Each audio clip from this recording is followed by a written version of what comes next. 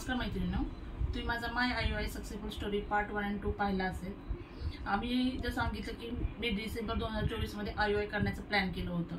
त्याआधी डॉक्टरने मला काही इन्स्ट्रक्शन दिल्या होत्या। मला सगळ्यात पहिल्यांदा HHG टेस्ट करायला सांगितली होती, ज्यामध्ये फॉलिपिन ट्यूब्स ओपन आहेत का बघितलं जातं। HHG टेस्टमध्ये फॉलिपिन ट्यूब्स मध्ये काही ब्लॉक असेल, काही इन्फेक्शन असेल तर त्याचं निदान होतं की तुमच्या फॉलिपिन ट्यूबमध्ये काही प्रॉब्लेम आहे। पण माझा HHG टेस्टचा रिपोर्ट आहे तो खूप चांगला आला होता। माझे दोन्ही फॉलिपिन ट्यूब्स ज्या आहेत त्या ओपन होत्या। सेकंड गोष्ट, जेव्हा मी ट्रीटमेंट घेत होते तेव्हा माझं असं निदर्शनास आलं की माझा BP हाय होतोय। डॉक्टरने मला त्याचं एक निदान करायला लावलं होतं। त्यामुळे मी आमच्या इथल्याच एका शेजारच्या डॉक्टरांकडे गेले आणि मी BPची गोळी चालू केली। त्यामुळे माझा BP पण कंट्रोलमध्ये आला। आणि तिसरी गोष्ट काय सांगितली होती की मला लग्नाच्या आधीपासून थायरॉइडचा प्रॉब्लेम होता। ते मी थायरॉइडची टेस्ट केली आणि त्या टेस्टमध्ये पण रिपोर्ट मला चांगला आला, पण माझी जी आधीपासूनची जी गोळी होती ती मला कंटिन्यू करायला सांगितली होती। IUI करायच्या आधी मी HHG टेस्ट केली, माझा BP कंट्रोलमध्ये आणला आणि मी थायरॉइडची गोळी कंटिन्यू चालू केली। हे सगळं केल्यानंतर मला 4 डिसेंबर 2024ला पिरियड आला। त्याच्यानंतर मी 5 डिसेंबरला म्हणजे पिरियडच्या सेकंड डेला हॉस्पिटलमध्ये गेले। हॉस्पिटलमध्ये गेल्यानंतर डॉक्टरने माझी सोनोग्राफी केली आणि डॉक्टर म्हणले आपल्याला IUI प्लॅन करायचं तर एक डेव्हलपमेंट व्हायच्या मला गोळ्या दिल्या। त्या गोळ्या मी 5 दिवस खाल्ल्या आणि 6व्या दिवशी म्हणजे 11 डिसेंबर 2024ला मी पुन्हा हॉस्पिटलमध्ये गेले। डॉक्टरने माझी सोनोग्राफी केली, त्यामध्ये माझ्या अंड्याची साईज 18.5 mm झाली होती आणि IUI करण्यासाठी अंड्याची साईज ही कमीत कमी 18 तरी असावी लागते। माझ्या अंड्याची साईज 18.5 mm होती। मग डॉक्टरने म्हटले ठीक आहे आता आपण IUI करूया, पण मग एक रॅप्चर व्हायचं, मला इंजेक्शन घ्यायचं होतं। ते घेण्यासाठी मला डॉक्टरने रात्री 10 वाजता बोलवलं होतं हॉस्पिटलमध्ये पुन्हा। तर मी पुन्हा रात्री 10 वाजता हॉस्पिटलमध्ये गेले। डॉक्टरने मला एक रॅप्चर व्हायचं इंजेक्शन दिलं। ते इंजेक्शन दिल्यानंतर थोडी काळजी घ्यावी लागते, जसं थोडा आराम करावा लागतो, जास्त धावपळ करायची नाही, काही की वेळेच्या आधी अंड फुटलं गेलं नाही पाहिजे। मग मी इंजेक्शन घेतल्यानंतर मी पूर्ण ती काळजी घेतली आणि डॉक्टरने मला 13 डिसेंबर 2024ला सकाळी 9 वाजता IUI करायला बोलवलं होतं। आम्ही आणि माझे मिस्टर आम्ही दोघेही हॉस्पिटलमध्ये गेलो 13 डिसेंबरला। तिथे गेल्यानंतर डॉक्टरने आम्हाला त्याची पूर्व कल्पना दिली होती की तिथे गेल्यावर तुम्हाला काही डॉक्युमेंटेशन करावे लागतील। माझं म्हणजे आधार कार्ड जे आहे ते लग्नाच्या नावाचं, म्हणजे ज्या मिस्टरांचं नाव आहे त्या नावाने नाही, माझ्या माहेरच्याच नावाचं आहे। तर मग तिथं आम्हाला आधार कार्ड द्यावे लागले आणि आम्हाला मॅरेज सर्टिफिकेट द्यावं लागलं।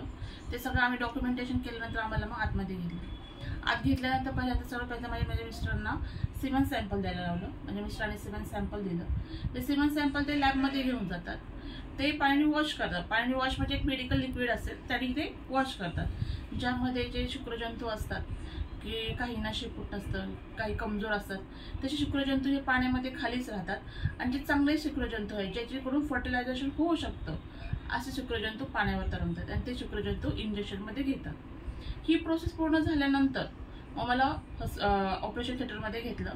ऑपरेशन थिएटरमध्ये घेतल्यानंतर आपले दोन्ही पाय हे अशा पोझिशनमध्ये असतात, अशा पोझिशनमध्ये झोपवतात आणि कॅथेटरच्या साहाय्याने आपल्या गर्भाशयामध्ये ते शुक्रजंतू सोडतात। आता तुम्हाला मी एक साध्या आणि सोप्या भाषेमध्ये एकदम थोडक्यात IUI प्रोसेस काय असते हे सांगते। जसं समजा आपला हा गर्भाशय आहे, या गर्भाशयामध्ये इथे एक ओव्हरीज आहे आणि ही एक ओव्हरीज आहे। नॅचरली जेव्हा जे शुक्रजंतू असतात हे इथे स्टोर होतात, पण IUI मध्ये ही शुक्रजंतू थोडेसे पुढे म्हणजे इथे स्टोर केले जातात, जेणेकरून शुक्रजंतूचा प्रवास आहे तो कमी होतो। कारण की इथून शुक्रजंतू प्रवास करतात, काही शुक्रजंतू मरतात, त्यांना तिथपर्यंत जाता येत नाही अंड्यापर्यंत। त्यामुळे शुक्रजंतू हे पुढे स्टोर केले जातात, जेणेकरून शुक्रजंतू पटकन अंड्याकडे जाता येईल आणि आपलं अंड हे एक रॅप्चर केलेलं असतं, त्यामुळे शुक्रजंतूंना काहीच त्रास होत नाही, ते पटकन अंड्यापर्यंत पोहोचतात, त्याच्यामध्ये आतमध्ये जातात। खूप सोपी पद्धत आहे ही IUIची आणि ही IUI प्रोसेस एकदम पेनलेस आहे। कुठल्याही प्रकारचा त्रास होत नाही, काही दुखत नाही, काही नाही आणि यामध्ये अनेस्थेसिया वगैरे काही देत नाही, अगदी सोपी पद्धत आहे। ते केल्यानंतर डॉक्टरांनी मला अर्धा तास तसं झोपायला सांगितलं। मी अर्धा तास तिथे शांत झोपून राहिले ऑपरेशन थिएटरमध्ये। अर्धा तासात मला उठायला सांगितलं, उठले आणि डॉक्टरांनी त्याला सांगितलं की घरी गेल्यानंतर नॉर्मल वर्क करा, जास्त धावपळ करू नका। जर तुमचं घर 3ऱ्या-4थ्या मजल्यावर असेल तर सारखी जिने चढ उतर करू नका, थोडी काळजी घ्या आणि मला 15 दिवसाच्या गोळ्या दिल्या।